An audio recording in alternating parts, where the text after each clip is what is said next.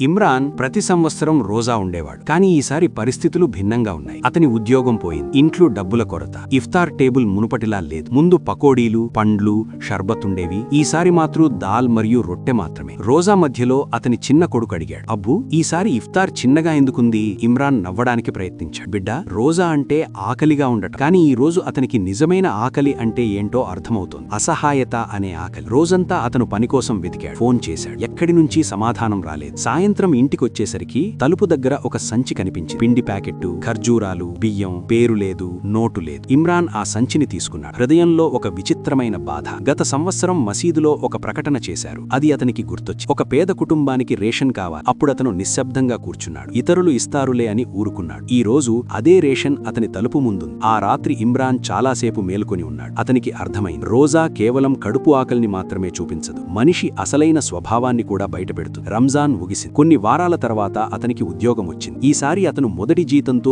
ఏమి కొనుగోలు చేశాడో తెలుసా? ఒక రేషన్ సంచి, పేరు లేకుండా మరో ఇంటి తలుపు ముందు పెట్టడానికి. నీతి: రంజాన్ కేవలం ఆకలి నేర్పే నెల కాదు, మన హృదయాన్ని మేల్కొలిపే నెల. ఆకలి అంటే ఏమిటో మనకు తెలిసే వరకు ఇతరుల ఆకలి అర్థం కాదు. భగవంతుడు మనలను ఇచ్చే స్థితిలో ఉంచినప్పుడు ఇవ్వడం నేర్చుకోవాలి. ఎందుకంటే సమయం మారడానికి ఎక్కువ కాలం పట్టదు. ఈ రోజు సహాయం చేయగలిగేవాడు రేపు అదే సహాయం కోసం ఎదురు చూడవచ్చు. రంజాన్ మనకు కేవలం రోజా మాత్రమే కాదు, మనిషిగా ఉండటం నేర్పుతుంది.